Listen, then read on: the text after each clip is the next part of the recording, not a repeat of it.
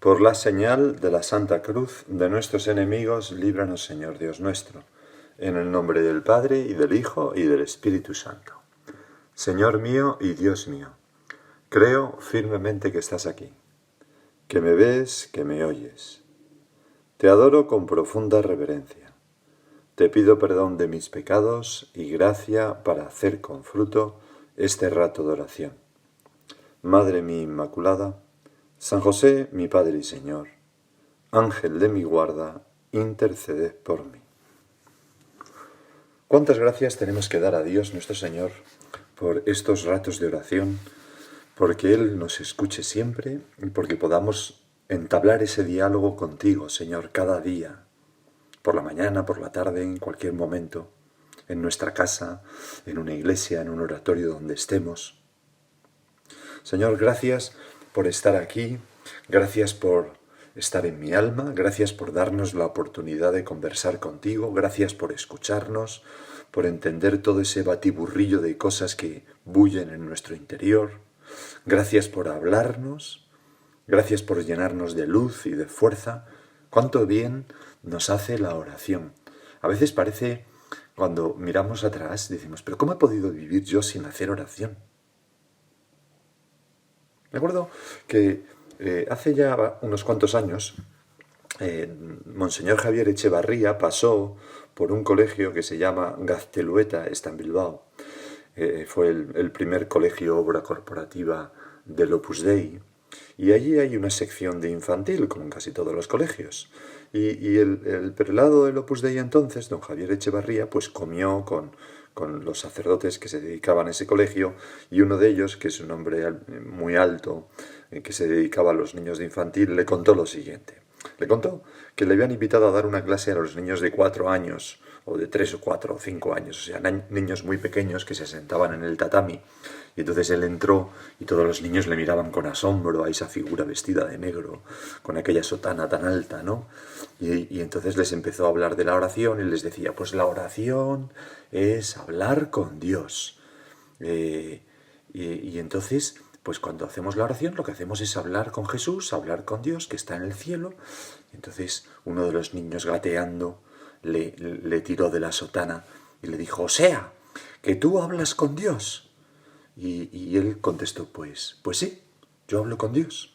Y entonces a otro de los niños se le iluminó la cara con una sonrisa, le tiró también de la sotana y le dijo, oye, ¿y entonces tú vuelas? Porque había entendido, lógicamente, que para hablar con Dios, que está en el cielo, pues hay que volar, ¿no? Pero entonces lo bonito de esta anécdota es que cuando le contaron esto a Monseñor Javier Echevarría, contestó, pues hijo mío, ¿qué lógica tienen los niños? Porque para quien habla con Dios, hasta volar tiene que ser fácil. Y es una gran verdad. Nosotros, Señor, procuramos hablar contigo cada día para volar hacia el cielo. Y lo vamos a hacer, como siempre, con el Evangelio de hoy, de este domingo del tiempo ordinario.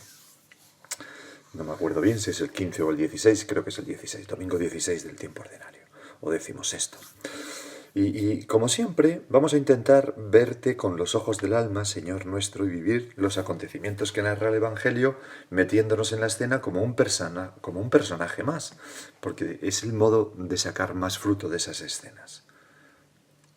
Corría el año 28 de nuestra era. Era el mes, probablemente el mes de noviembre, poco antes de la siembra. Estamos en el segundo año de la vida pública del Maestro, de Jesús de Nazaret, al que tú y yo hemos seguido desde que nos llamó, quizás con una mirada cariñosa, a seguirle como discípulos suyos. Todos nosotros estamos expectantes, porque Jesús está en nuestra tierra, en Galilea. Y es tan bueno, tan dulce, hace tantos milagros. No es como los otros maestros que hay en Israel, orgullosos, duros, sino que Jesús es amable y sencillo. ¿Y qué poder tiene? Lo hemos visto curar a ciegos, a paralíticos, calmar la tempestad, e incluso resucitar a la hija de Jairo. Nada se le resiste a nuestro Señor. Y nos mira siempre con cariño.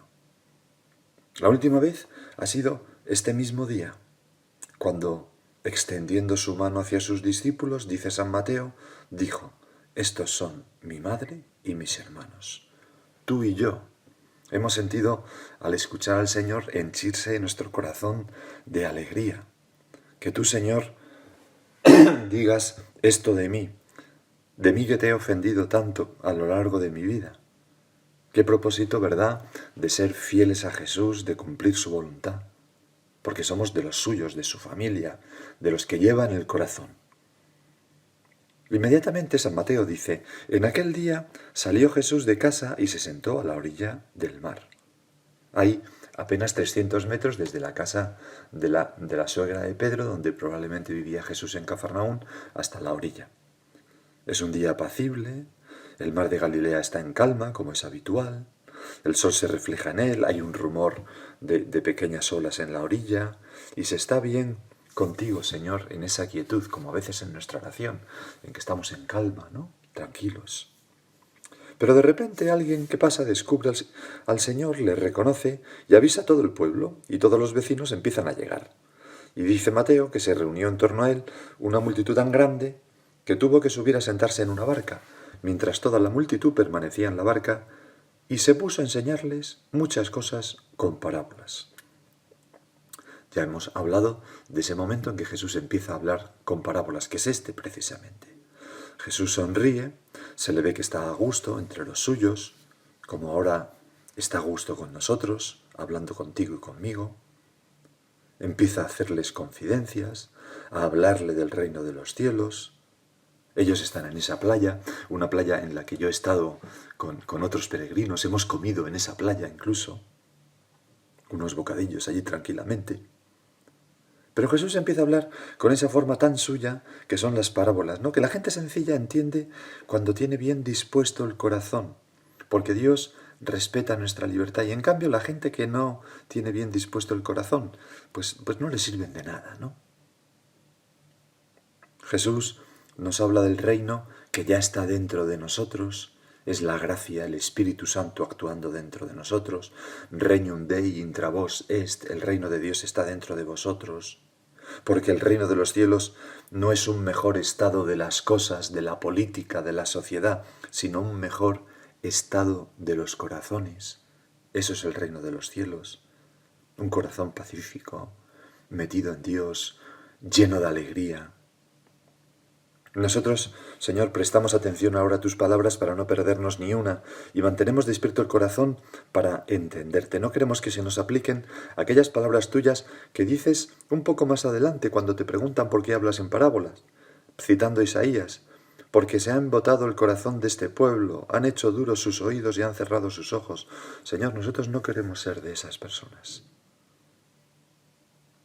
Primero oímos la parábola del sembrador y luego otra parábola que recoge precisamente el Evangelio de hoy, que es la del trigo y la cizaña, que dice así.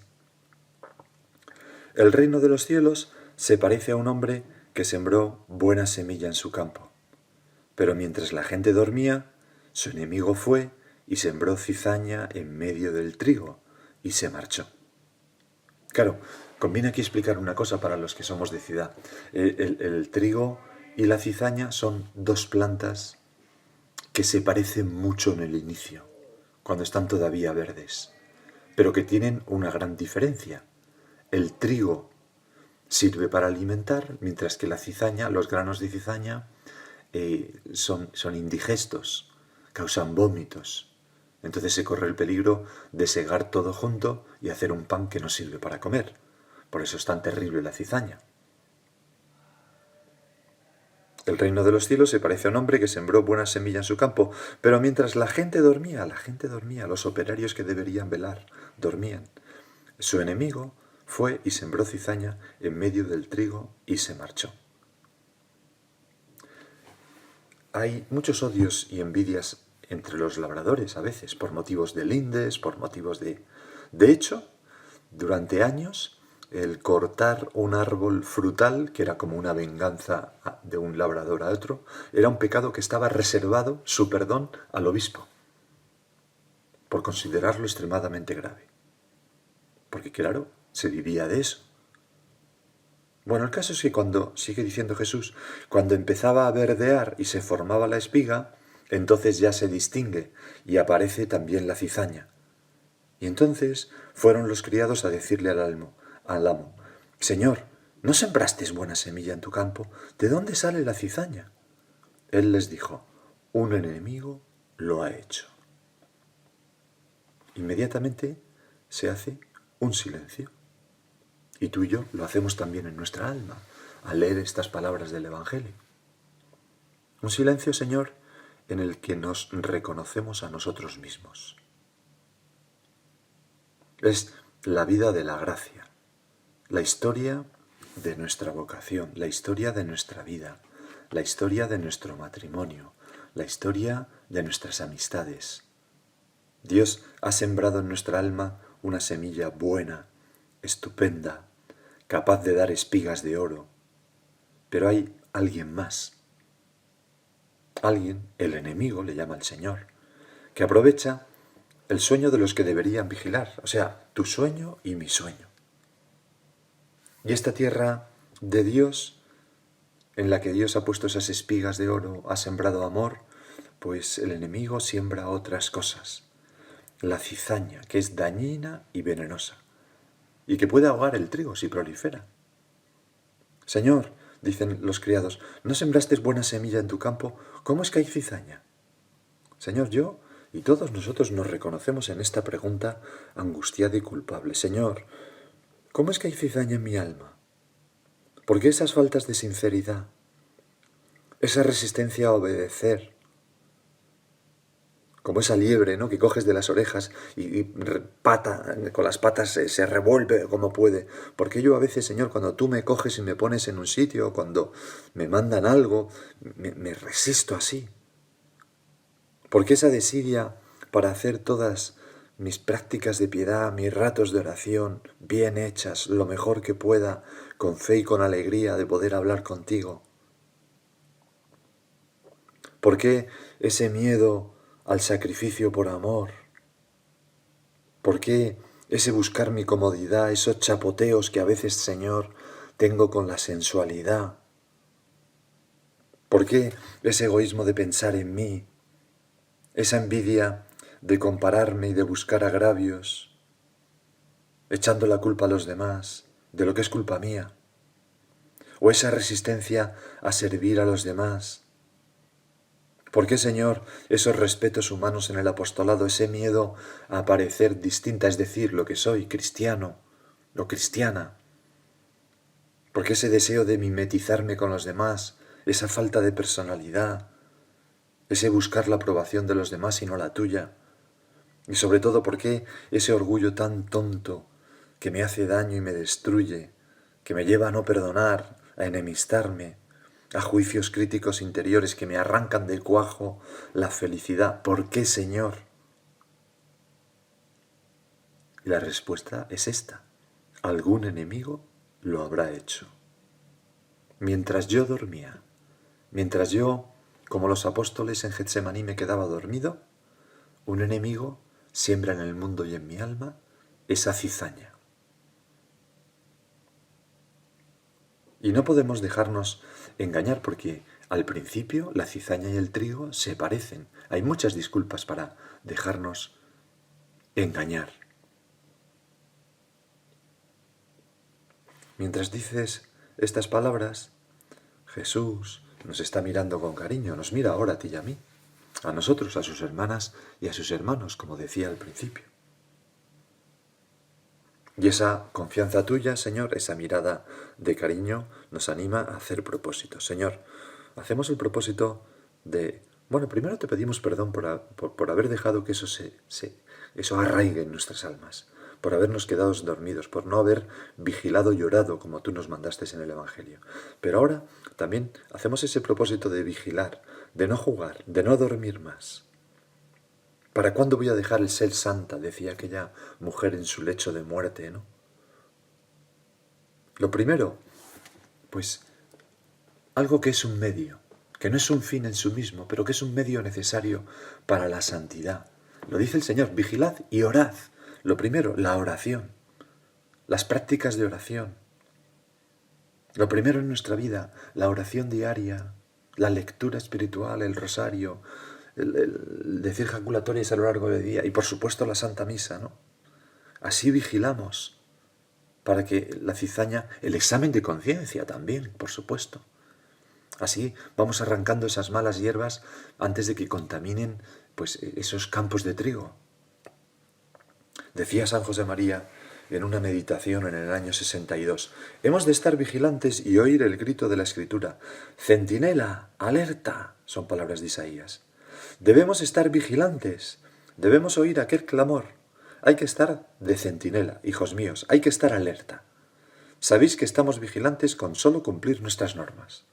Las normas es una expresión que empleaba San José María para referirse a todas esas prácticas de piedad, a esas prácticas de oración de las que he hablado antes. Les llamaba normas del plan de vida o prácticas de piedad, ¿no? Sabéis que estamos vigilantes con solo cumplir nuestras normas. Lo estoy repitiendo desde el principio. Estoy seguro de la salvación, de la santidad, de quien lucha por cumplir esas normas del plan de vida. Aunque a veces se meta la desgana y a un alma buena su vida le parezca una comedia. ¿Cuántas veces estamos rezando y decimos, creo que estoy hablando con una pared? O estoy pensando más en mis cosas que hablando con Jesús. Da igual, no pasa nada. Lo estás haciendo por amor a Jesús. Ya lo harás mejor mañana. Te quedan miles de días para mejorar. Pero no lo abandones. Aunque a veces a un alma buena su vida le parezca una comedia y sea necesario hacer un acto de fe y continuar con la oración y con el trabajo. No dormir, porque si no, en medio de lo bueno vendrá lo malo. Ayer venía yo en coche desde Galicia a Madrid y claro, cuando te entra un poco de sueño, ¿qué hay que hacer? Pues parar y echarse una cabezadita. Pero lo que no se puede hacer es conducir con sueño. Pues lo que no se puede hacer es vivir durmiendo espiritualmente, porque el enemigo está ahí y siembra cizaña en nuestra alma. Y se vigila también con esa sinceridad en el examen de conciencia para darnos cuenta y no engañarnos. Y se vigila también con la confesión puntual y contrita. Fijaros cuántas cosas salen de esta parábola. Y tras ese silencio en el que todos nosotros, al oírte a ti, Jesús, hemos pensado que yo también soy un campo con cizaña y con trigo bueno, tú continúas. Los criados le preguntaron, ¿quieres que vayamos a arrancarla? Pero él les respondió, no, que al arrancar la cizaña podríais arrancar también el trigo. Dejad que crezcan juntos hasta la siega, y al tiempo de la siega les diré a los segadores, arrancad primero la cizaña y atadla en gavillas para quemarlas. El trigo, en cambio, almacenarlo en mi granero. En la memoria de Dios, en las cosas que se nos tendrán en cuenta en la otra vida, en ese libro de la otra vida. Y Señor, qué bueno eres, no te enfadas, qué delicadeza tienes con lo poco o mucho de bueno que hay en nosotros. Siempre hay remedio, siempre sacas cosas buenas, gavillas de trigo de nuestra vida, aunque haya en medio también cizaña. Hay una novela maravillosa de una premio Nobel de literatura, Sigrid Undset, si no recuerdo, premio Nobel en 1927 o 1928, justo un año después de convertirse, no, un año antes de convertirse al catolicismo, si no, no le hubieran dado el premio Nobel probablemente. Bueno, pero el caso es que en esa novela se llama Olaf Audunsen. Sigrid Undset escribe, en el delirio, Olaf, que es el protagonista, está al final de su vida, veía, ha hecho cosas buenas y malas, veía un campo lleno de cardos, de umbelas y de madroños. Las malas hierbas elevaban atrevidamente hacia el sol sus flores amarillas y rojas, y el buen grano crecía tan mal que apenas se daba uno cuenta de que hubiera sido sembrado. Pero en el campo alguien avanzaba. Unas veces Olaf creía ver a su ángel de la guarda, y otras reconocía a Eirik, otro personaje. Era un amigo que no preguntaba si el moribundo le había causado perjuicio, sino que sólo pensaba en levantar las pobres espigas que veía entre los cardos. Y ahora dice, no hubiera debido ser así. La vida de Olaf hubiera debido ser como un campo de cebada muy blanca, muy clara, esperando al segador. Pero allí, en el campo, había alguien que había encontrado un puñado de espigas y las ponía en la balanza. Ese alguien es la Virgen, que siempre sabrá sacar cosas buenas de nuestra vida. Siempre encuentra espigas con granos de oro que ofrecer a nuestro Señor Jesucristo, nuestras buenas obras. Por eso se dice en esa oración tan bonita, ¿no? Recordare Virgo Mater Dei dun esteteris in conspectu Domini loquaris pro nobis bona. Recuerda, Santa Madre de Dios, cuando estés en la presencia de nuestro Señor, de hablarle bien de nosotros, de hablarle cosas buenas de nosotros. Así es la Virgen. Y Señor, ¿cuál es el centro de esta parábola? Pues es este. Dios es paciente. Dios es paciente. Esperemos a la siega. Y nosotros hemos de evitar 3 tentaciones. Primero, la tentación de la fuga. Sí, sería hermoso vivir en un mundo sin cizaña, formar un mini reino, reducirnos 4 o 5 donde no hubiera cizaña y todo fuera trigo, pero es imposible. Y además no es cristiano. Nosotros, con esa otra parábola del sembrador, estamos para sembrar a voleo, para salvar a todas las almas.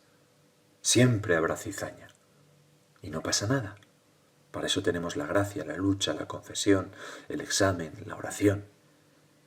Segunda tentación que hemos de evitar, la tentación de separar demasiado tajantemente el bien del mal. Porque no es fácil distinguir la cizaña del trigo y a veces rechazando a alguien o algo por malo podríamos rechazar también la parte de bueno de trigo que hay en esa cizaña. Y además, la cizaña, con la gracia de Dios, puede convertirse en trigo.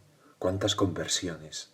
Piensa en San Pablo, de perseguidor a uno de los grandes apóstoles. Por tanto, rechazar la tentación de separar demasiado tajantemente el bien del mal. Y la tercera tentación, la de imponer el bien por la violencia, eliminando la cizaña. El Señor no dice eso, no, esperemos a la siega. La estrategia, el estilo de Dios es la paciencia. Y sin ella, la Iglesia no tendría ni a Mateo, ni a Pablo, ni a ti, ni a mí, ni a Pedro, ni a nadie. Porque todos tenemos que ser pacientes con nuestros defectos y con los demás. En todos hay cizaña y trigo, pero también hay buena tierra, hay esperanza.